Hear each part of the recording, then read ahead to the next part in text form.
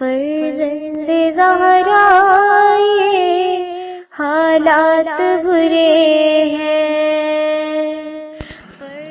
کاشانہ بصیرت ایک ایسا مکمل یوٹیوب چینل جس پر محروم بصارت کے لیے بالخصوص اور تمام افراد کے لیے بالعموم سینکڑوں کی تعداد میں اسلامی کتب دستیاب ہیں۔ لہذا گزارش ہے کہ آپ اپنی ذمہ داری نبھاتے ہوئے کاشانہ بصیرت کو سبسکرائب کرنے کے ساتھ ساتھ بیل آئیکن کو پریس کیجیے تاکہ آپ علم کے حصول کے ساتھ ساتھ مذہب اہل بیت کی اشاعت میں بھی اہم کردار ادا کرتے رہیں۔ کاشانہ بصیرت۔ فرزند زہرا یہ حالات برے ہیں۔ اعوذ باللہ من الشیطان الرجیم، بسم اللہ الرحمن الرحیم۔ رب اشرح لی صدری ویسر لی امری واحلل عقدۃ من لسانی یفقہوا قولی۔ اللہم صلی علی محمد وآل محمد وعجل فرجہم۔ کاشانہ بصیرت کے انتہائی عزیز اور قابل احترام سامعین، السلام علیکم ورحمۃ اللہ وبرکاتہ۔ امید ہے کہ آپ سب خیریت سے ہیں۔ پروردگار آپ سب کو خوش و خرم اور آباد رکھے۔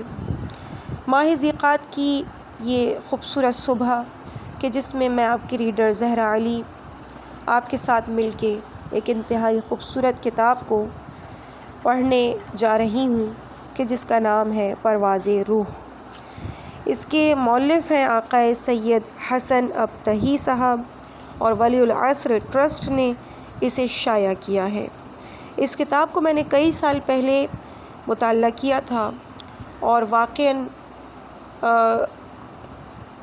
اس مطالعے کے بعد میں نے ایک الگ ہی سرور اور راحت اور ایک الگ ہی روحانی لذت کو محسوس کیا، اور اس کے بعد کئی مرتبہ اس کتاب کو میں نے پڑھا اور آج پروردگار عالم کی شکر گزار ہوں کہ جس نے مجھے ایک مرتبہ پھر یہ توفیق دی کہ میں آپ سب کے ساتھ مل کے اس خوبصورت روحانی سفر کو ایک مرتبہ پھر طے کر سکوں۔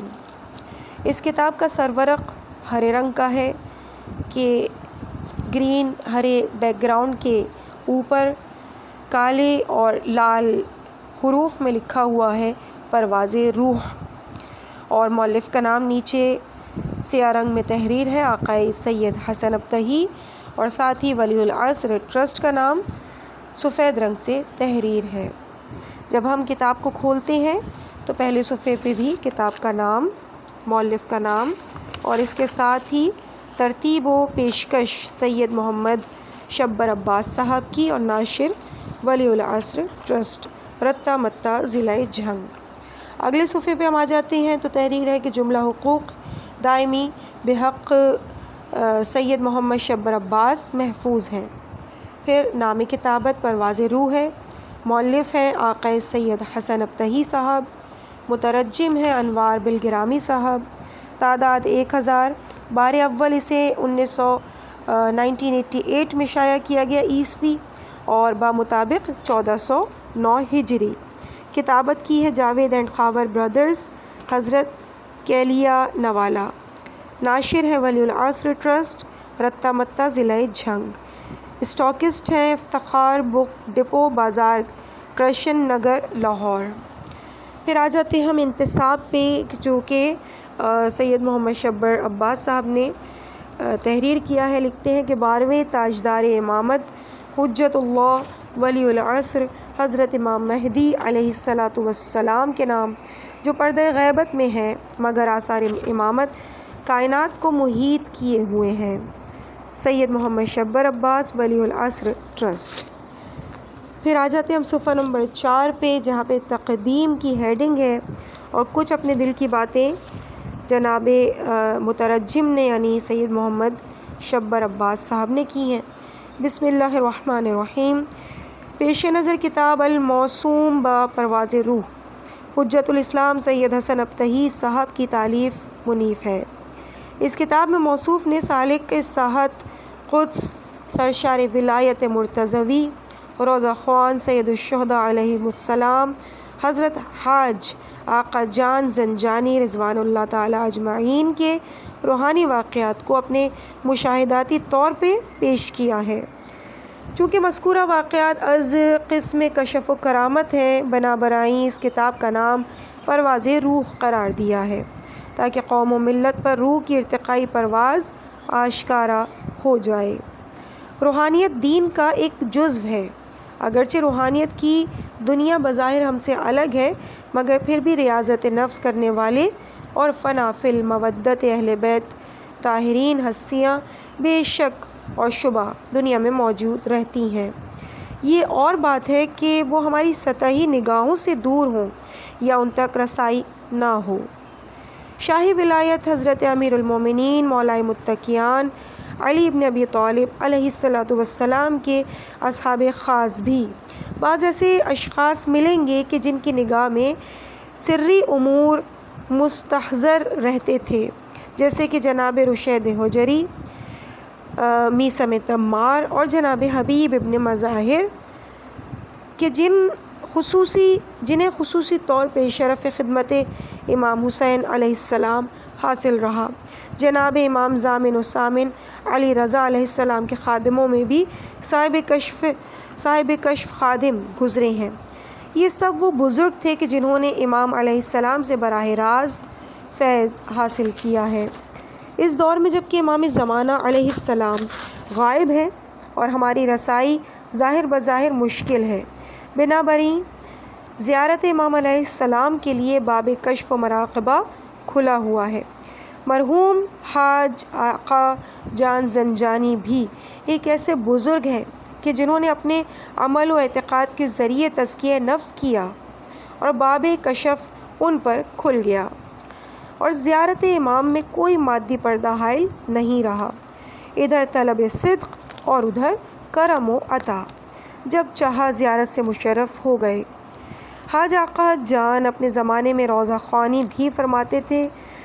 پسندیدہ معصومین روضہ خوانی کا یہ روحانی صلہ تھا کہ موصوف صاحب کشف و کرامت مشہور ہوئے اور نام اب تک زندہ ہے۔ اپنے دینی اور مذہبی بزرگوں کے سوانح مبارک کی حفاظت کرنا ہمیشہ سے قومی شعار رہا ہے، چنانچہ سید حسن ابتہی نے اس شعار میں تازہ رنگ بھر دیا ہے اور کتاب کو مفید تر بنانے کے لیے اس دور کے چند بزرگان ملت جعفریہ کے حالات بھی شامل کیے ہیں۔ مجھے اس امر کی خوشی محسوس ہو رہی ہے کہ ولی العصر ٹرسٹ رتہ متہ ضلع جھنگ اس کتاب کو شائع کرنے کا شرف حاصل کر رہا ہے۔ یہ کتاب روحانی کیف اور عرفان اہل بیت علیہم السلام کی طرف رہنمائی کرتی ہے۔ احقر سید محمد شبر عباس، ولی العصر ٹرسٹ، رتہ متہ جھنگ۔ اس کے بعد عزیزان گرامی فہرست شروع ہوتی ہے، یعنی انڈیکس صفحہ نمبر 6 سے۔ سب سے پہلے میں یہ بتاتی چلوں کہ اس میں 3 ایک طرح سے انہوں نے کالمز بنائے ہوئے ہیں، باب، عنوان اور صفحہ۔ باب اول کے عنوانات کچھ اس طرح سے ہیں: پیش لفظ صفحہ 11، تاریخ پیدائش 14، اول ملاقات 15، ان کا ذوق اور سلیقہ 26، زیارت مشاہد 33، سرگزشت 38، ایک مرد الہی کا دیدار 40، طی العرض 41۔ اس کے بعد باب دوم ہے، ہیڈنگز: کمالات انسانی کے بارے میں ان کا اعتقاد 44، پہلے سال کی گرمیوں میں 45، اسی سال 46، دوسرا سال 49۔ باب سوم ہے، مجالس، اس کی ہیڈنگز ہیں، ایک ہے اس کے اندر ہیڈنگ ہے 4، مجالس پڑھنے کا انداز صفحہ 59، ظہور 63، کربلا کا واقعہ 67، والد نے ایک دلچسپ واقعہ بیان کیا 73۔ باب چہارم، ہیڈنگز ہیں: زنجان کا سفر 80، مجلس کی دعوت 83، شیخ بہائی کی روح 84، ابہر کی امام بارگاہ 86، عراق کا عزم 90۔ پھر باب پنجم ہے، اس کی ہیڈنگز ہیں: سفر عراق 94، کاظمین 97، کربلا معلی 100، کوفہ 104، مسجد زید 106، مسجد سہلہ 108، پیشن گوئی 118، سامرہ 120، زنجان کا سفر 122، باب ششم، ہیڈنگز یا عنوان، باقی شرح زندگی 126، انتقال کے بعد کے واقعات 126، آخری خط 128۔ اس کے بعد ہے باب ہفتم، عنوان ہے اس کے حاج مرزا تقی زرگری 134، ایک خواب 137، اصل قصہ یہ ہے 140، ایک واقعہ 145، وضاحت 146، مشہد کا ایک واقعہ 147، حاج ملا آقا جان کا فوٹو 152۔ اس کے بعد باب ہشتم، عنوان ایک خواب 154، دوسرے ایڈیشن کا ضمیمہ 155، چار کاریگر 156، آتش جہنم سے نجات 158، بہشت کی نعمتیں 159، خدا کا شکر ادا کرنا 160، خلوص 161۔ باب نہم، آیت اللہ کوہستانی 175، ایک غیر معمولی لڑکی 179، ایک خواب 183۔ باب دہم، آقا حاج شیخ حبیب اللہ گلپائے گانی 187، ایک خواب 188۔ باب یازدہم، شیخ محمد کوفی 189۔ باب دوازدہم یعنی 12، آیت اللہ سید علی رضوی 191۔ سیزدہم یعنی 13، آقا شیخ علی کاشانی 195۔ چہاردہم سید عبد الکریم 200۔ پانزدہم سید رضا ابتہی 203، ایک خواب 205۔ اس کے بعد باب ہے 15ویں باب کا ٹاپک ہے مشہد احد 207۔ اس کے بعد 16واں باب، شانزدہم سوالوں کے جواب 214، اور ہفدہم اس کے عنوان ہے تمت بالخیر یا خاتمت ہوگا، اس میں مٹا ہوا ہے لفظ 221، ترکی عربی اور فارسی اشعار 222، مقدمہ اشعار 224۔ اس کے بعد عزیزان گرامی، باقاعدہ ہم کتاب شروع کر رہے ہیں۔ پروردگار سے دعا ہے کہ اس کتاب کو پڑھنے اور سننے کے ذریعے سے ہماری دلوں کو، ہمارے قلوب کو انشاءاللہ پاک کر دے اور ہماری روحانیت میں بھی انشاءاللہ اضافہ فرمائے، الہی آمین۔ صفحہ نمبر 11، بسم اللہ الرحمن الرحیم، صلی اللہ علیک یا ولی العصر ادرکنا۔ ہیڈنگ ہے پیش لفظ۔ اول بار جو آپ نے اس کتاب کے نام پرواز روح کو سنا، اس کتاب کی جلد پر لکھا دیکھا تو آپ کو کیا محسوس ہوا؟ آپ جواب میں فرمائیں گے کہ معنویت، روحانیت، عالم حق و حقیقت کی طرف پرواز، علائق دنیا سے قطع تعلق اور جہان حقائق سے وابستگی۔ چنانچہ آپ نے اگر ایسے شخص کو دیکھا ہوتا کہ جس کی روح اگلے جہان سے وابستہ ہو، وہ قلب آگاہ رکھتا ہو، خدا نے اس کو بحیثیت ایک شیعہ کے اہل بیت عصمت و طہارت علیہم السلام کے حقیقی پیروں کے طور پر برگزیدہ کیا ہو اور اس کا دل ان کی محبت سے سرشار ہو، تو آپ کے احساسات کیا ہوتے؟ اس شخص کے ساتھ 1 گھنٹے کی صحبت، جو در حقیقت اس کتاب میں درج موضوعات اور حقائق کا ہیرو بھی ہے، انسان میں تبدیلی لے آتی، انسان کو خدا کی طرف متوجہ کرتی اور اس کے دل کو علی علیہ السلام اور ان کے فرزندوں کی محبت سے بھر دیتی۔ یہ بزرگ ہستی مرحوم شیخ محمود عتیق معروف بحاج ملا آقا جان زنجانی رضوان اللہ علیہ تھے۔ کاش کہ آپ نے ان کو دیکھا ہوتا، کاش ایسے لوگ ہم میں پھر پیدا ہوں یا موجود ہیں تو ہم ان کو پہچان سکیں۔ کہا جاتا ہے کہ وصف العیش نصف العیش، یعنی خوشیوں کا ذکر بھی آدھی خوشی ہوتا ہے۔ چنانچہ ذکر کیے جاتے ہیں، جو دیکھا ہے وہ لکھتے جاتے ہیں اور اس طرح اپنی خوشیوں کو دوبالا کرتے ہیں۔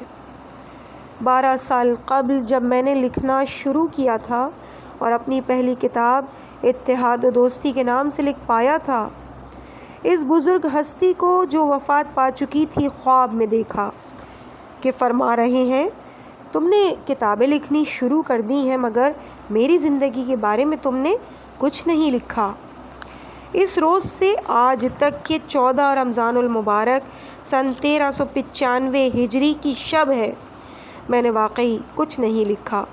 اس لیے نہیں کہ ان کی فرمائش پوری نہیں کرنا چاہتا تھا، بلکہ ڈرتا تھا کہ جو کچھ میں لکھنا چاہتا ہوں وہ شاید کہ کم فہم لوگوں کے لیے مناسب نہ ہو، ان موضوعات کو یہ لوگ نہ سمجھ سکیں۔ مگر جو قدیم زمانے سے لوگ کہتے آ رہے ہیں کہ ما لا یدرک کلہ لا یترک کلہ، چنانچہ آج کی رات ہم نے ارادہ کر لیا ہے کہ جو کچھ ان کے حالات میں سے میں خود واقفیت رکھتا ہوں وہ سپرد قلم کروں گا۔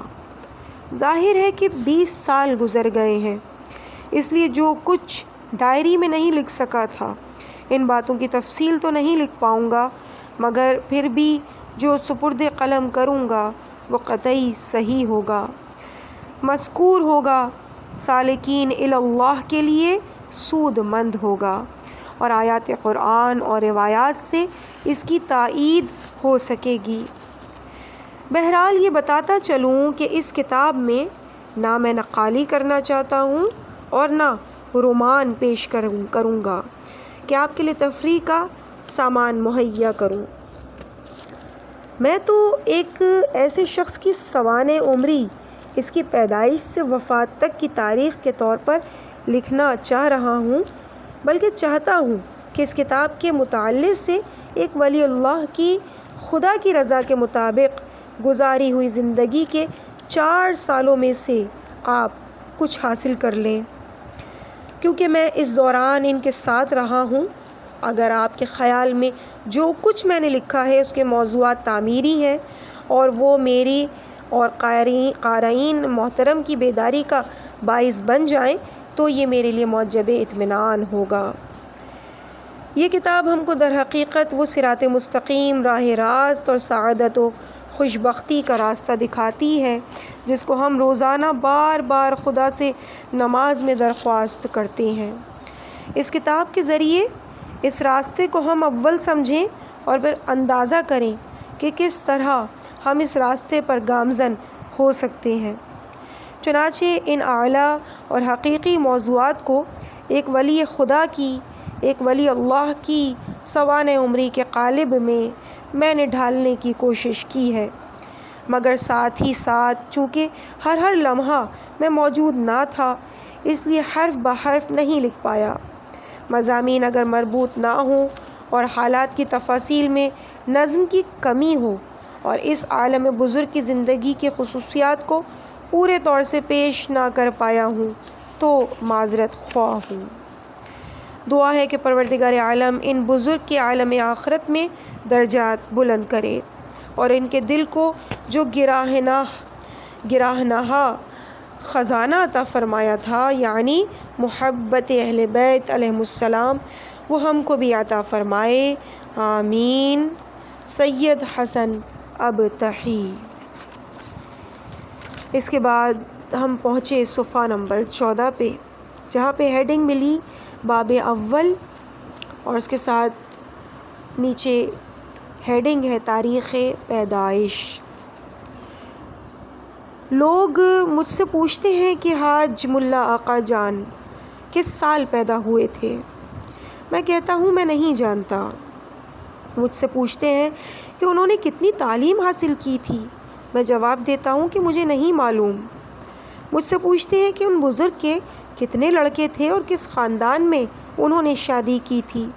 میں کہتا ہوں کہ مجھے نہیں پتہ۔ کیا میں اس بارے میں معلومات فراہم نہیں کر سکتا اور ان کے جواب مہیا نہیں کر سکتا؟ ایسی بات نہیں ہے، یہ کوئی مشکل بات نہیں ہے، مگر میں چاہتا ہوں کہ آپ کی سطح فکر ان باتوں سے بلند رکھوں۔ جس دوران ان سے ملاقات رہی میں نے کبھی ان باتوں کے بارے میں ان سے سوالات نہیں کیے۔ میں نے اپنی چھٹی حس ان کی معنوی زندگی کے طور طریقے اور ان کے عالم معنی اور خالق جہان سے تعلق کے حقائق معلوم کرنے کے لیے وقف کی ہوئی تھی۔ وہ بھی نہیں چاہتے تھے کہ میں اس قسم کی باتوں سے میرا وقت برباد ہو۔ ایک روز میں نے ان سے سوال کر ہی ڈالا کہ آپ علم کیمیا اور مغربی علوم سے بھی واقف ہیں؟ انہوں نے ایک تعسف آمیز نظر مجھ پر ڈالتے ہوئے فرمایا، اگر انسان ایسی باتوں کے لیے خلق ہوتا تو وہ کچھ بھی نہ ہوتا۔ انسان کی قدر و قیمت اس سے کہیں زیادہ ہے کہ ایسے مضامین کے بارے میں وہ سوچے بھی۔ اگر انسان حقیقی بن جائے تو یہ سارے علوم اور فضائل خود بخود اس کی تلاش میں آئیں گے اور وہ ان سے اعتنا بھی نہ برتے۔ ہیڈنگ اول ملاقات 1330 ہجری شمسی میں 16 سال کا تھا۔ اس سال رمضان گرمیوں میں پڑا تھا اور بہت سخت گزرا تھا۔ موسم گرما تھا، دن طویل تھے اور میں ویسے بھی کمزور تھا۔ ساتھ ساتھ رمضان کے مستحبات پر بھی عمل کرنا پڑ رہا تھا۔ مگر ان ساری باتوں سے زیادہ جو چیز مجھے پریشان کر رہی تھی وہ یہ تھی کہ کبھی دل میں سارے مقدسات کا میں منکر ہو جاتا تھا۔ ایمان میں استحکام نہیں رہا تھا۔ کبھی دل میں سکون آ جاتا اور کبھی شک اور تردد کا ایسا طوفان اٹھتا کہ زندگی کو بہا لے جانے پر تیار ہو جاتا۔ سمجھ میں نہیں آتا تھا کہ کیا کروں کیا نہ کروں۔ ایک روز عالم جلیل زاہد متقی مرحوم حاج شیخ حبیب اللہ گل پائے گانی رحمۃ اللہ کی خدمت میں حاضر ہوا اور ان سے اپنے روحانی امراض کا علاج پوچھا۔ انہوں نے فرمایا کہ تم اس عمر میں اس قدر پریشان نہ ہو، ابھی بہت وقت پڑا ہے، تمہارا ایمان جلد راسخ ہوگا اور تم کو سکون میسر ہوگا۔ یہ بے چینی ایمان ہی کی وجہ سے ہے، ابھی چونکہ محکم نہیں ہے، اس لیے جس وقت دل سے نکل جاتا ہے اور اس میں خلا پیدا ہو جاتا ہے تو تم پریشان ہو جاتے ہو۔ اگر ایمان تمہارے دل میں سرے سے ہوتا ہی نہیں تو فطری طور پر اس کے نہ ہونے کا احساس بھی نہ ہوتا، بلکہ یہ تمہاری طینت بن چکا ہوتا اور تم کسی صورت پریشان نہ ہوتے۔ مختصر یہ کہ مجھے نصیحت کی مستحبات کو زیادہ سے زیادہ بجا لاؤں اور خصوصاً لا حول ولا قوت الا باللہ العلی العظیم زیادہ سے زیادہ پڑھتا رہوں، شاید اس کے پڑھنے سے پریشانی سے نجات مل جائے۔ مگر ان باتوں کا زیادہ اثر نہ ہوا۔ روز بروز معنویت سے عشق کی آگ میرے دل میں تیز سے تیز تر ہوتی رہی اور ساتھ ہی ساتھ دل میں یقین کی کیفیت کے نہ ہونے سے پریشانی بھی بڑھتی رہی، یہاں تک کہ ایک دن خیال آیا کہ رمضان کے آخری دنوں میں مسجد گوہر شاد میں میرے والد کے ساتھ اعتکاف میں بیٹھوں اور اس ذریعے سے خداوند عالم سے دعا کروں کہ وہ کم سے کم ایسے شخص کی طرف رہنمائی کر دے جو میرے ایمان کی تکمیل کر سکے۔ چنانچہ 20ویں رمضان سے اعتکاف شروع کیا۔ شب 23 کے اعتکاف اول شب 23 کو ختم ہو گیا اور دوسرے اعتکاف کے لیے میں مسجد ہی میں موجود تھا۔ قرآن میرے ہاتھوں میں تھا کہ نیند آ گئی۔ دیکھا کہ ایک سید جن کی شباہت آیت اللہ العظمیٰ قمی کی تھی، مگر خواب میں سوچ رہا تھا کہ آپ حضرت بقیت اللہ ارواحنا فدا عجل اللہ تعالی فرجہ الشریف ہیں، مسجد کے وسط میں تخت نشین ہیں۔ یہ خیال کر کے آپ ہی میری مشکلات دور کر سکتے ہیں، میں ان کی خدمت میں حاضر ہوا، اپنی مشکل بیان کی۔ آپ نے مرقد مطہر حضرت علی ابن موسیٰ رضا علیہ السلام کی طرف اشارہ کیا اور فرمایا، جو کچھ چاہتے ہو ان سے چاہو، یہ مرے نہیں ہیں، رہبران الہی روز قیامت تک باقی رہیں گے۔ میں اس اشارے اور ان کلمات کے بعد حرم مطہر حضرت علی ابن موسیٰ رضا علیہ السلام کی طرف چل پڑا، مگر ان کلمات نے میری تشفی نہ کی۔ میں اپنے آپ سے کہنے لگا کہ علی ابن موسیٰ رضا علیہ السلام دنیا سے چلے گئے ہیں، میں جو کچھ کہوں گا ممکن ہے کہ وہ سن لیں، مگر جب میرا جواب نہیں دے سکیں گے تو فائدہ کیا ہے؟ مگر چلتا چلا گیا، یہاں تک کہ حرم مطہر میں آیا اور عرض کیا۔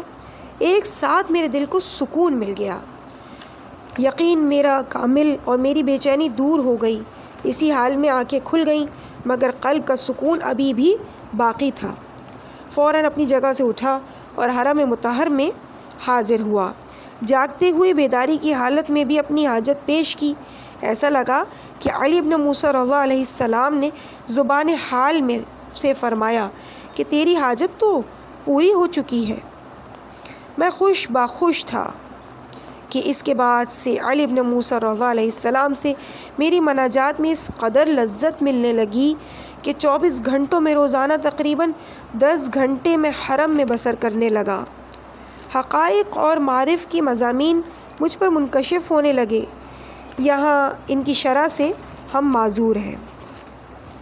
ایک روز حسب معمول زری کے سامنے میں بیٹھا ہوا تھا اور حرم اور زری مقدس کے دیدار سے لطف اندوز ہو رہا تھا کہ اونگ آ گئی، یا خواب دیکھنے لگا، یا بے خودی کسی کیفیت طاری ہو گئی۔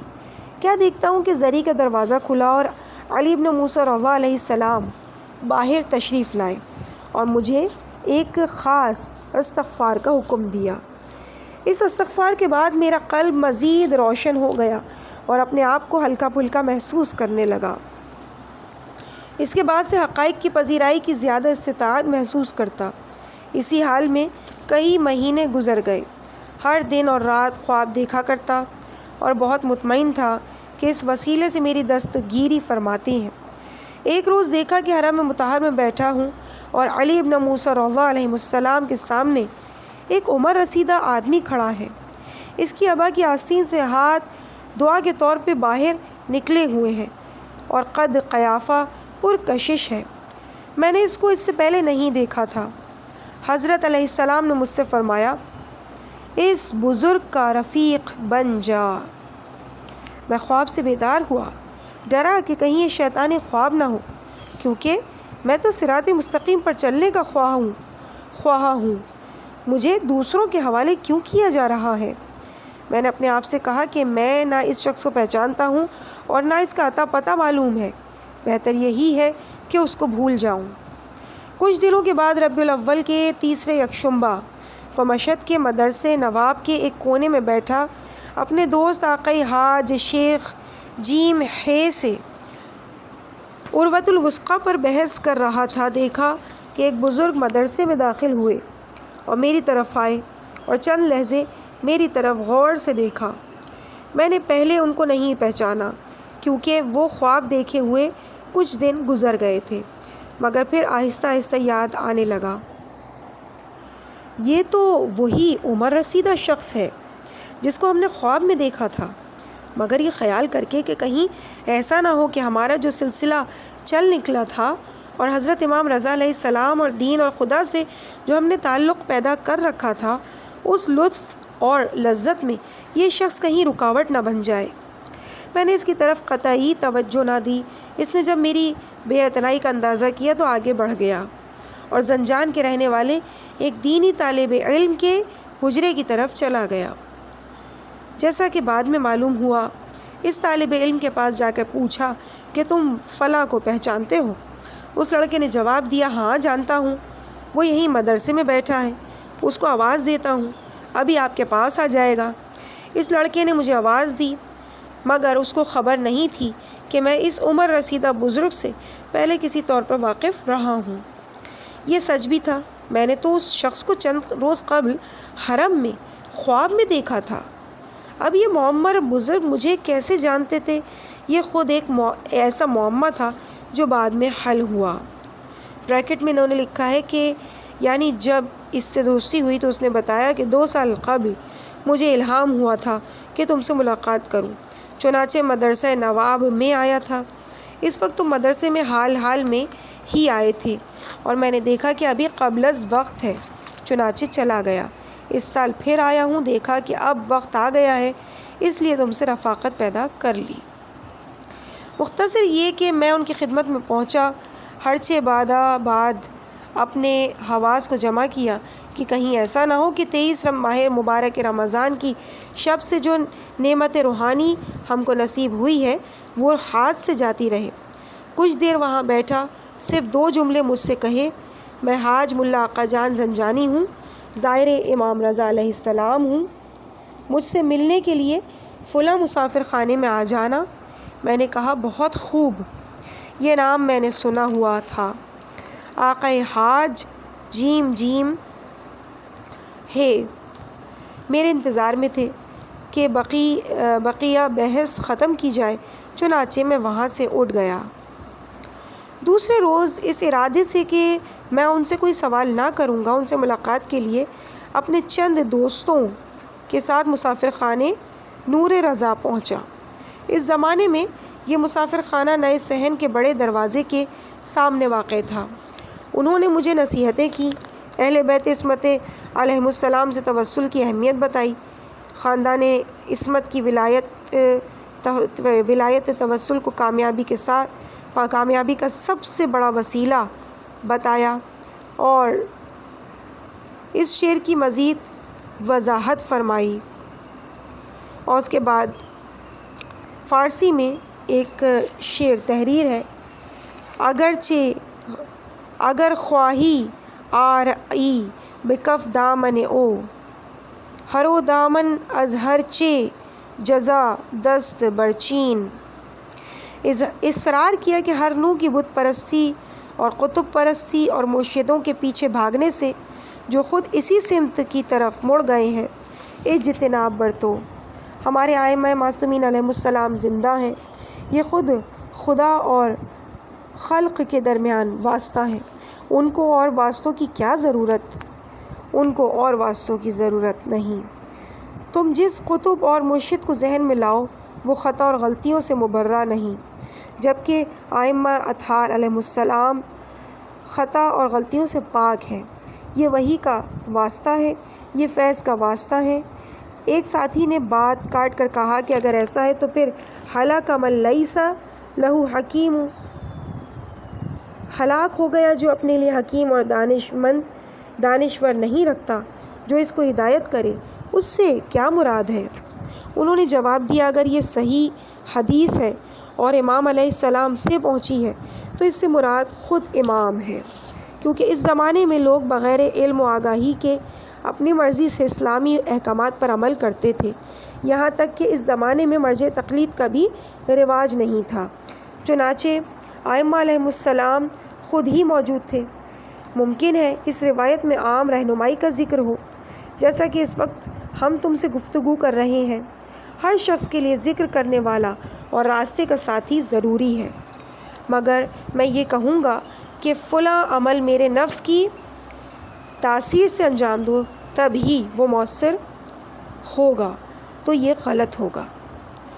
ہم کہیں کہ آؤ اپنے آپ کو میرے سپرد کر دو، ہم پر بیعت کرو اور ہم تم پر ولایت کا دعویٰ کرتے ہوں، حالانکہ نہ ہم معصوم ہیں اور نہ معصوم کے نائب ہی ہیں، تو یہ بات غلط ہوگی۔ کسی اور ساتھی نے کہا کہ سنا ہے کہ جب ملا رومی کسی بیابان میں شمس تبریزی کے ساتھ جا رہے تھے کہ ایک دریا کنارے پر پہنچے، شمس نے یا علی کہا اور دریا عبور کر گیا، مگر رومی پانی میں اتر گئے۔ شمس نے ان سے پوچھا کہ تم نے کیا کہا تھا؟ جواب دیا وہی جو تم نے کہا تھا۔ شمس نے کہا تم اس مقام پر ابھی تک نہیں پہنچے ہو کہ یا علی تمہارا ہاتھ تھام لے، تم کو چاہیے یا شمس کہو اور پھر یا علی کہو۔ وہ صاحب اس قصے کے بیان کرنے سے ناراض ہوئے اور ہمارے دوست سے کہا میں تمہارے لیے حدیث اور روایات بیان کر رہا ہوں اور تم میرے لیے قصے بیان کر رہے ہو۔ حضرت علی علیہ السلام دنیا کی زندگی کے دوران کہ جب سب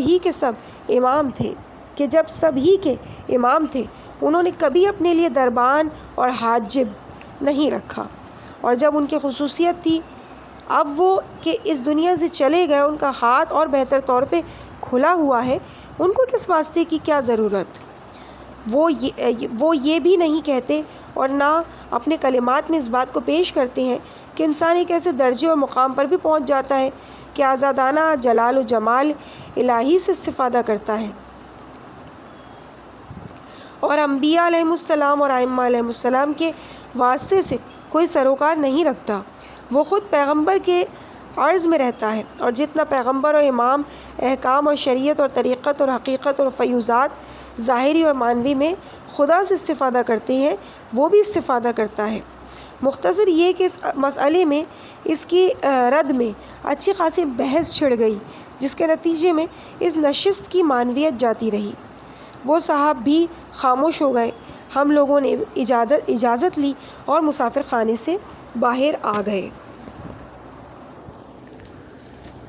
عزیز سامعین، اس مقام پہ ہم ریڈنگ کے اس حصے کو یہیں پہ روکتے ہیں، اور انشاءاللہ اس سے آگے کی ریڈنگ کو اگلے صفحے میں آپ کے سامنے کنٹینیو کیا جائے گا، اور یہ صفحہ ہوگا صفحہ نمبر 23، یعنی 22 صفحات ہم مکمل کر چکے ہیں۔ مجھے اپنی دعاؤں میں یاد رکھیے گا۔ والسلام علیکم ورحمۃ اللہ وبرکاتہ۔